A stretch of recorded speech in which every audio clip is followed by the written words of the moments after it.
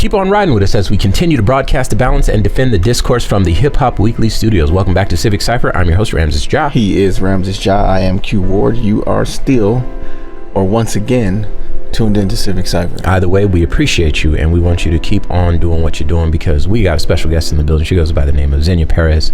She's an organizer and political consultant working in the fields of advocacy and electoral politics, and she has given us some game.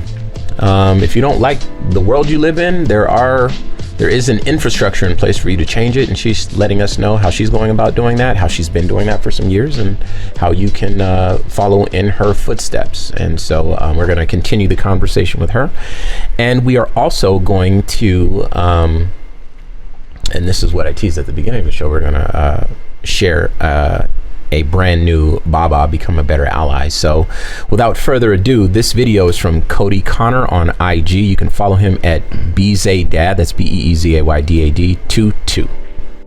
I don't know if you are attacking DEI because you convinced yourself that racism and discrimination doesn't exist anymore, or if you've just convinced yourself that it's okay. What I do know is that white supremacist groups still feel emboldened enough to march openly in American streets. People are proudly proclaiming themselves racist and bigots on social media and even national television. And I know that it'll be those people that are cheering and applauding for you the loudest when you decide to dismantle diversity, equity, and inclusion in our schools. And the fact that doesn't give you pause, that it doesn't make you feel sick and slimy, tells me everything I need to know about you. When I look at you, the 6 of you that'll vote against this, I'm disgusted. But I'm also grateful. I'm grateful for all the experiences I had that kept me from being like you. You see, there's racists and bigots in my family. I heard the N-word and derogatory jokes growing up, but when I found myself on my own before I'd even graduated high school, that family wasn't there to help me. My friend Liliana's family was. They were Guatemalan immigrants. If it wasn't for them, I probably would have gotten a lot more trouble than I did. Did you know that immigrants are less likely to commit crimes than U.S. citizens, statistically? And then there was my friend Trey's mom, taking care of all those kids all on her own.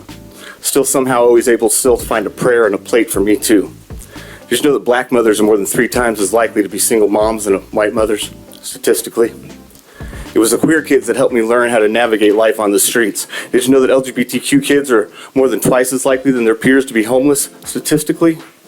But because of those kids, when my child came out to me, I was able to be the father that they needed, despite all of the religious indoctrination I'd been subjected to. Did you know it's more likely your priest will be a predator than your kid will be trans, statistically? Now, I know you don't care about my stories or my statistics. Your fear and ignorance has got you so turned around rather than embracing the future. You're clinging desperately to echoes of the past. But that future, it's still coming, and it doesn't look much like you, statistically. Shout out to the student speakers. You may be blind, but these kids aren't. They see you. More than that, they see that you do not see them. So tonight, after you vote against their future and go home to bask in the approval of racists and bigots, don't mistake this for a day that we stood in your way and couldn't stop you. No, today's the day you decided to stand in the way of these kids and their future. And someday, sooner than you think, they're going to run right over you and not even look back. Make good decisions. All right.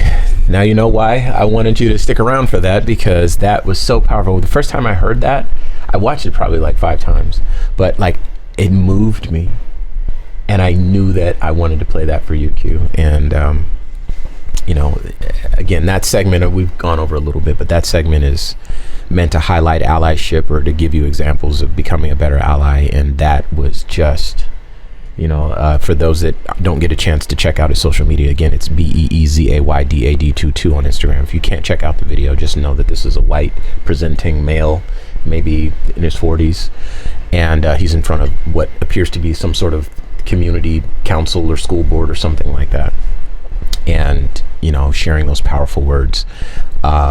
Just because you're down doesn't mean you're out. And for people to step in, especially when it comes to diversity, equity, and inclusion initiatives, where it might not benefit them directly, and be such a powerful voice in that space, I have to salute you. So Cody Connor on Instagram, I salute you. Thank you for standing with the people, man. That's very special. Okay. You're a political prima. I love that. All right, Zenia, talk to us about the major threats that you see to our democracy, or maybe to our communities, marginalized communities, given this administration? What are some things that you think people should be concerned about?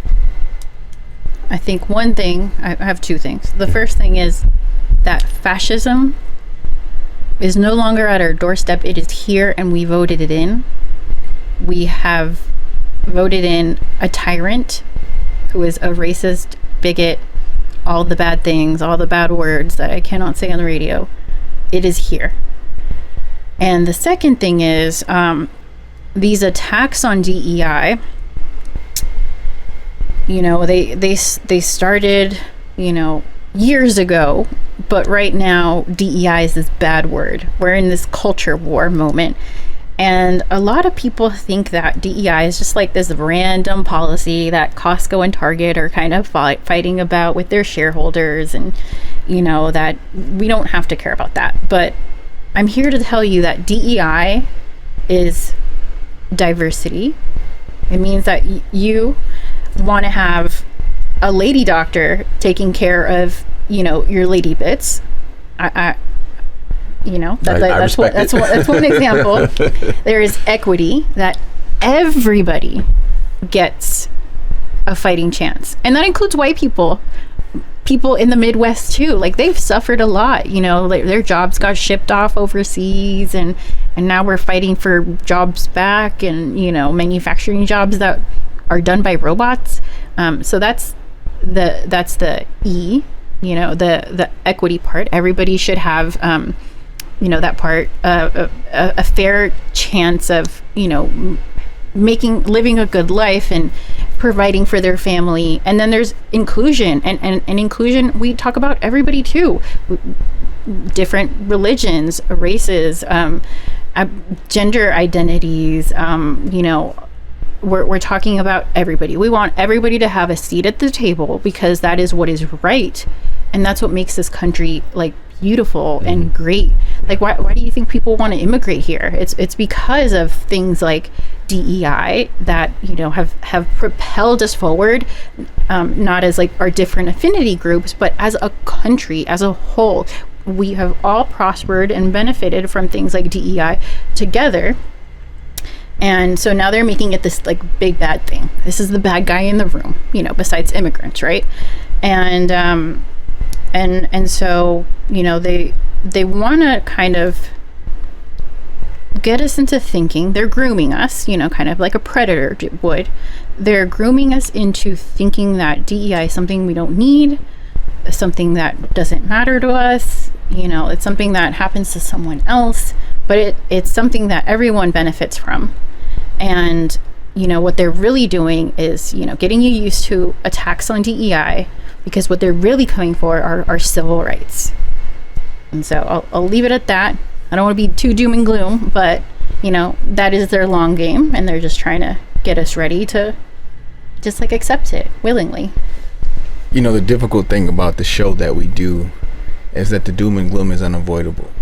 Mm-hmm. And the ironic hypocrisy of immigrants fighting against immigration is so blatantly wrong and should be so immediately resisted, and they should be called out for it, except they're not. You have a South African immigrant being probably the largest donor to the last campaign, mm-hmm. and at least at the start of this presidency, one of the most vocal and out front leaders, making decisions and leading all these fronts that take as many things from the most vulnerable as possible. We talked before about how so many of those executive orders were not even disguised as helping someone. They were all directly harming someone, mm-hmm. all of them, proudly, as he signed them and held them up for photo ops like a petulant child. And is that how you make America great? And they think so, apparently.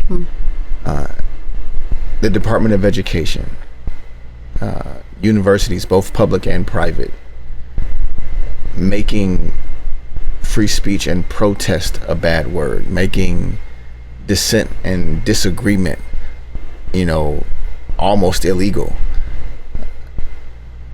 In the spaces that you work in, because I'm sitting here appreciating the hopeful optimism that you still have, about the power that we have as a country and the things that we can still do to fight back. I sit back and wonder if before we're able to exercise those freedoms and those rights, they'll be taken, they'll be gone. There will no longer be a path forward for us to exercise the power that we have as a quote unquote free country and a free people in a democratic republic. How do you continue to wear the smile and the hopeful optimism that you do in the face of what we're seeing happen with this administration? Because I'm sitting over here like very proud of you and admiring you and jealous of you, because so much of my hopeful flame has been extinguished. Oh, well, I'm here to reignite it. Yes, help me out. That's the job of an organizer. How do I do this work? Well, I like a good challenge. And I like a good challenge. But also, like, it's a conversation about privilege, right? Like, I was born in the United States just because of where I got lucky enough to be born in the US. That gives me so much privilege. I wasn't born rich, we were working poor. But everything I have, I got here, and people like me don't usually, you don't expect them to be in the room doing this kind of work. It's, but I got here because, like, I had access to great teachers. Like, my teachers were Jewish. They taught me about the Holocaust. My neighbors were Black. They taught me about the civil rights. Like, I had all these amazing people just pouring into me, and it is my job to pour into others and make sure that, that hard life that I lived,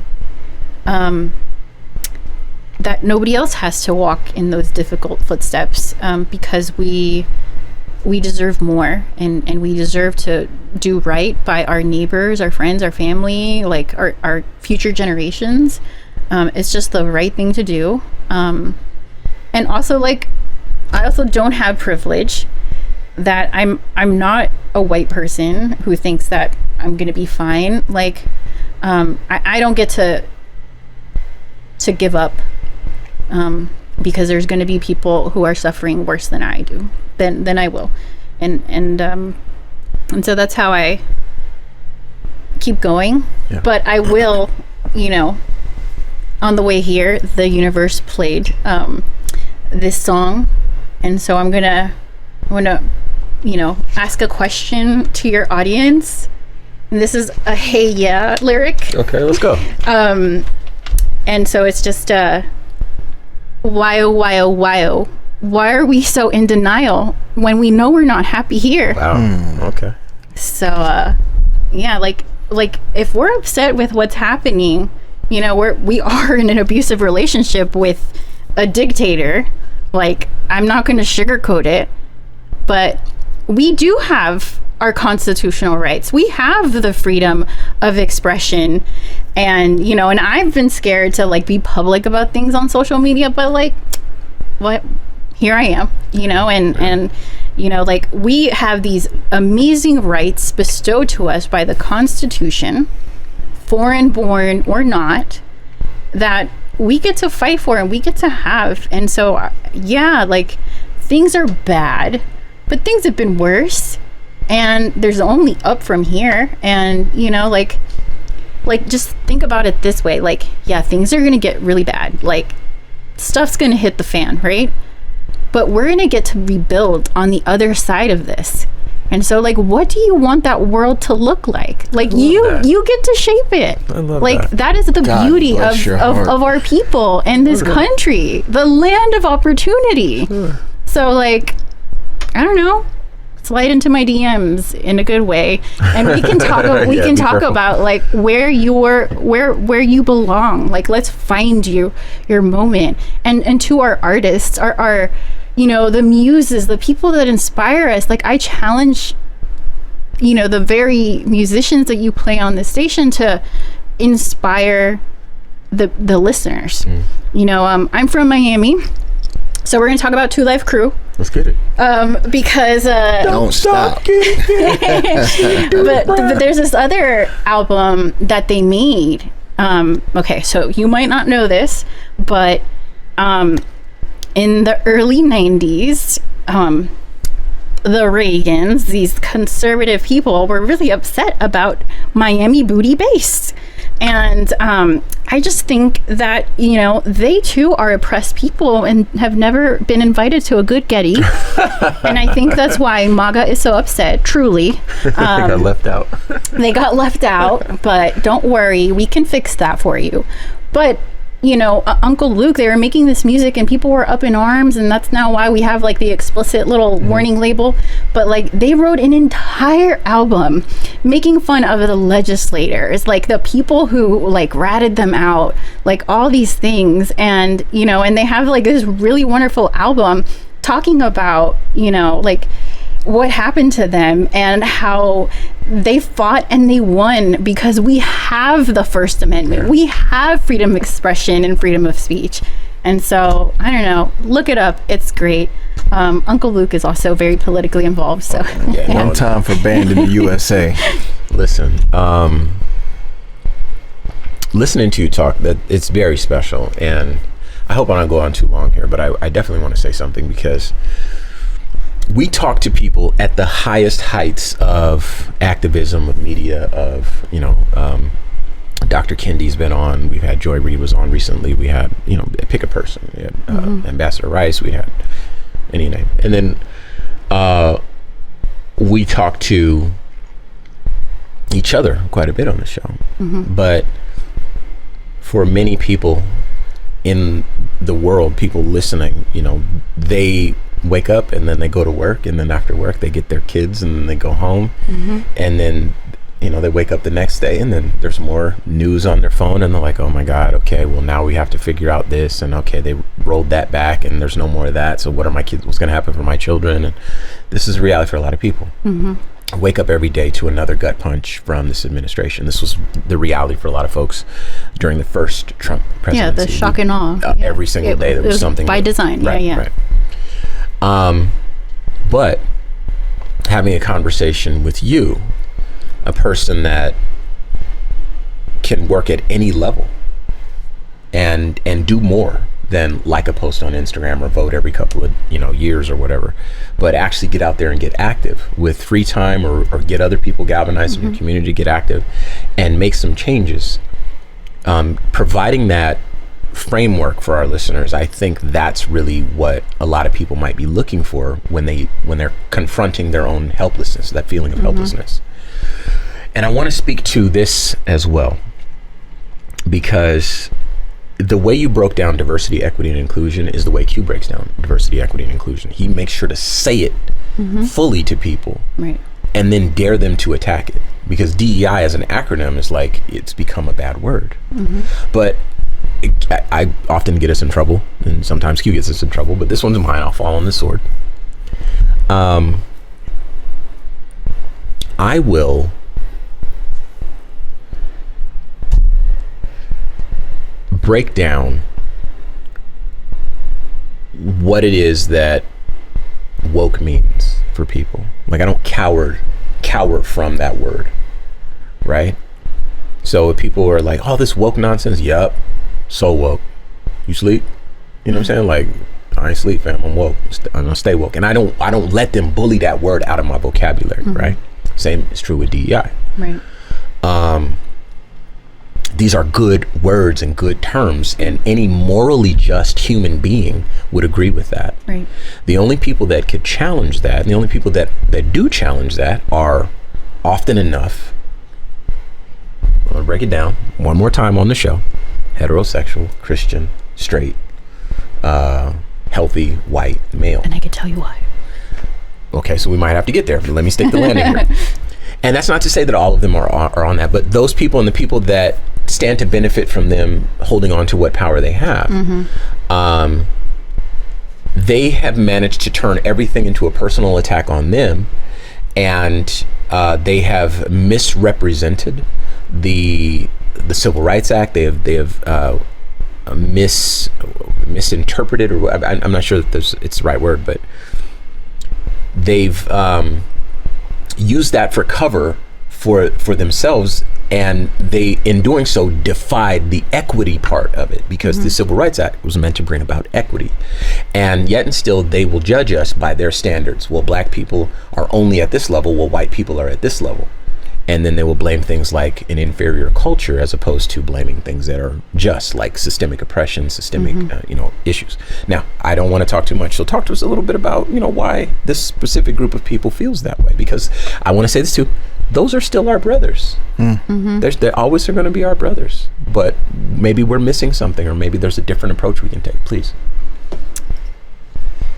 I mean, I think there's like two things going on here. Like, one, we are systematically like always online, and there's just like bad information out there. And so we have to be careful with how we consume information. And but then the real thing is, and I've done a lot of work in therapy, and so I can tell you that it's hard doing this work, and so you got to get yourself a support system.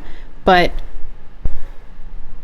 they are projecting their fears onto us. Yes. White males in specific are afraid that when people of color, oppressed people, minorities, marginalized communities, when we come into power, they are afraid that we are going to treat them the way that they have treated us. And so I'll leave you with this one thought is, people who have been oppressed are the only ones who can undo that oppression.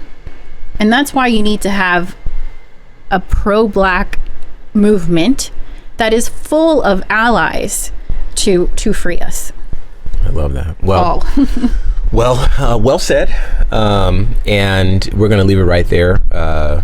Not because we don't want to keep talking, but because time is a finite resource on these stations. And so Zenia Perez, thank you for taking the time to come and talk to us and sharing the work that you do. I want to share your social media one more time, at Your Political Prima. People can find you on TikTok and Instagram. Correct. And keep up with you, get more information. Hopefully you'll come back on the show, and we'll continue to build, because I'd love to. Yeah, you're a fantastic speaker, and we definitely need that. Be sure to follow us on all social media as well. You can follow the show at Civic Cipher on all platforms. You can follow me at Ramses Ja. I am Q Ward on all social media as well. And don't forget, you can download this and any previous episode at civiccipher.com. You can also submit any questions, any topics you want us to cover, make a donation. The show grows with your donations, and else more. So until next week, y'all. Peace.